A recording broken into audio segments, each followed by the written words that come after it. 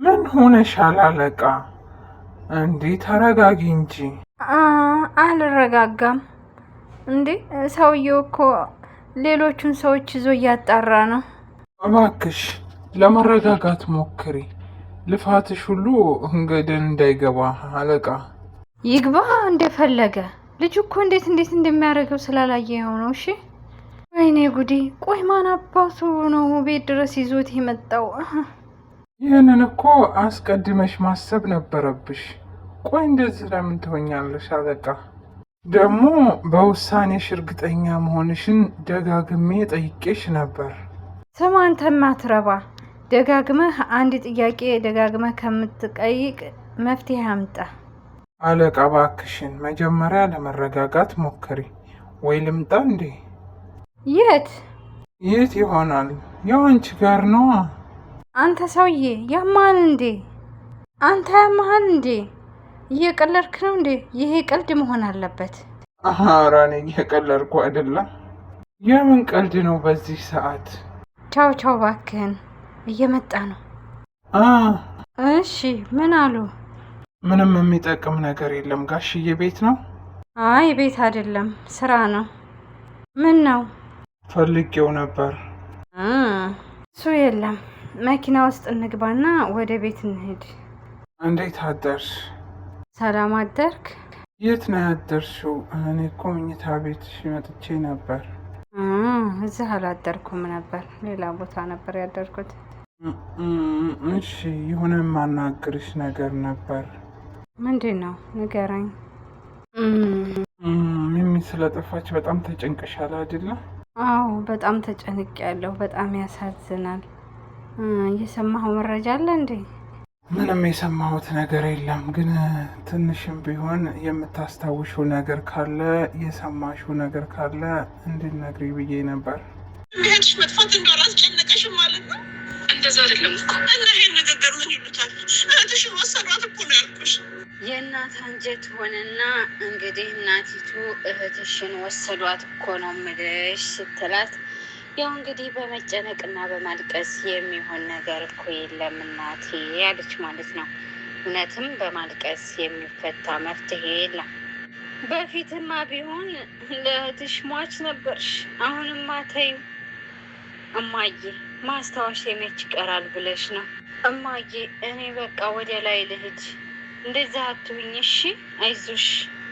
እንደምን ውስጥ እንደምን ጉድጓድ ያዋጠኝ ሙቼ ባረፍኩት። እንግዲህ ምን ላድርግሽ ልጄ? የት ላግኝሽ? እንግዲህ ስለ ሉልዬ እናቷ እያለቀሱ ይገኛሉ።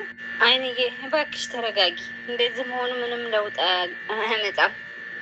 እንደው አወይ ምን አርገዋት ይሆን ልጄ? እንደው ምን አርገዋት ይሆን? ጋሽዬ ቶሎ አይመጣም እና እንደምን ፈለከው ነው ወይስ ካገኘሃቸው ሰዎች ያገኘው መረጃ አለ?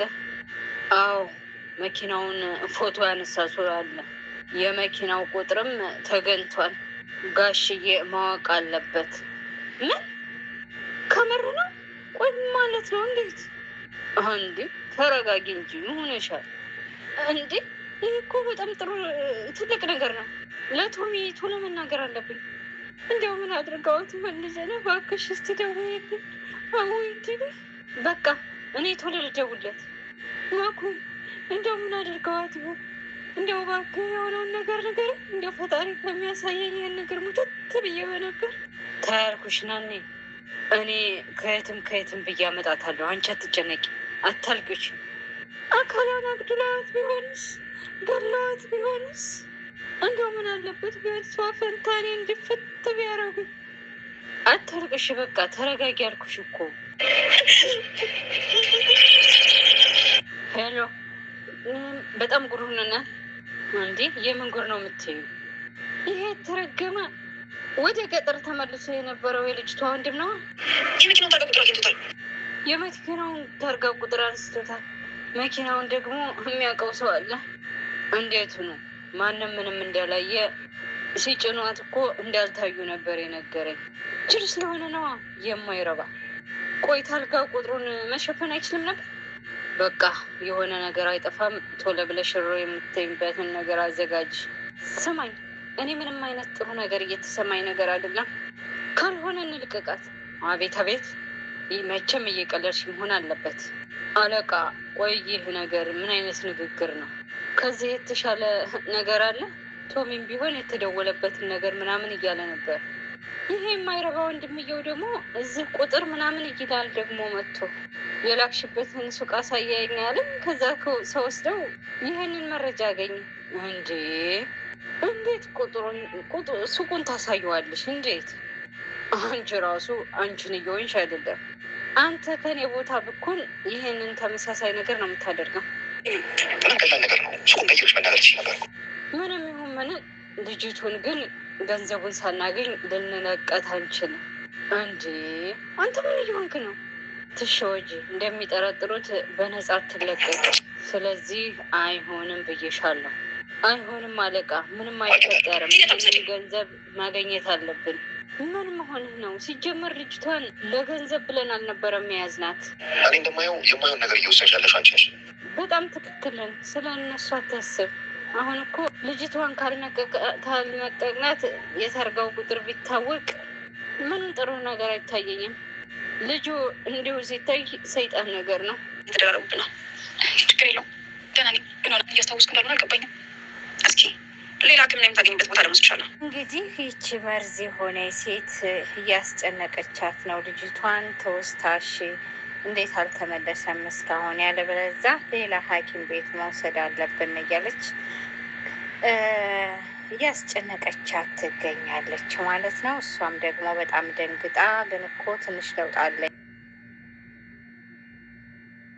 እንግዲህ ይቺ መርዝ የሆነ ሴት እያስጨነቀቻት ነው ልጅቷን። ተወስታሽ እንዴት አልተመለሰም እስካሁን? ያለበለዚያ ሌላ ሐኪም ቤት መውሰድ አለብን እያለች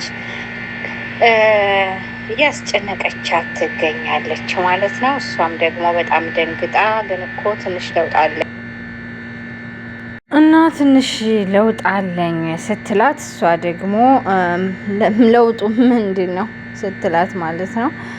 እሱ አሁን ምሳሌ ወንድሜ ይመስለኛል ስትላት ይመስለኛል እና መረጋገጥ ደግሞ የተለያዩ ናቸው ብላታለች ማለት ነው። እንደገና ቤተሰቦችሽ መጠጊያ የላቸውም፣ መጠጊያ እኔ ነኝ። እኔ ደግሞ ስቀየምም ምን እንደማደርግ ወቂ። በጣም ኃይለኛ ነኝ፣ በጣም ክፉ ሰው ነኝ፣ ደግም ስሆን በዛው ልክ እያለቻት እንግዲህ መስዬን እያስለቀሰቻት ትገኛለች ማለት ነው። እንግዲህ የዚችኛይቱን ስልክ ደግሞ አንስታባቸው በጣም ራሷን ይዛ ስወነውናት ነበረ በሚገርም ሁኔታ።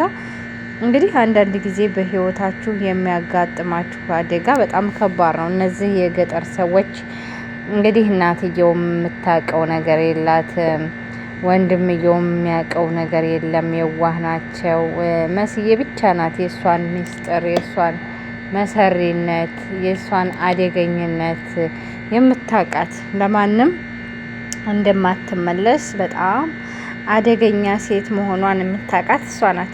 ትውስታያን እንግዲህ አላስታውስም ያለችበት ምክንያት ያው እሷ አስታውሳለሁ ካለቻት ሁሉን ነገር አንቃ ትገላታለች ማለት ነው። በጣም አደገኛ የሆኑ ሰዎች በዚህ ምድር ላይ በጣም ብዙ አሉ ማለት ነው። እንደዚህ አይነት ሰዎች ለማንም የማይመለሱ፣ ለሰው ልጅ መልካም ነገር የማያስቡ በጣም ብዙ ሰዎች ስላሉበት ነው እንግዲህ ፊልም የሚሰራው፣ ድራማ የሚሰራው። ከሰዎች የወጣ ነገር ነው ማለት ነው። አንዳንዱ ሰው የራሱን ህይወት ብቻና ብቻ ነው የሚያስበው እና ሌሎችን ሰዎች ጎርተው ገንዘባቸውን ለመውሰድ፣ ሌሎችን ሰዎች ጎርተው ለመኖር ህሊና እንኳ የሚባል ነገር የሌላቸው እንደዚች ሴት አይነት ጨካኝ አረመኔ ብዙ ሰዎች አሉ ማለት ነው። ከነዛ ሰዎች ደግሞ አላህ ይጠብቀን። ቤተሰብ እንደዚህ አይነትን ሰው በጣም በጥልቀት ማየትና ከነሱ ጎን መራቅ።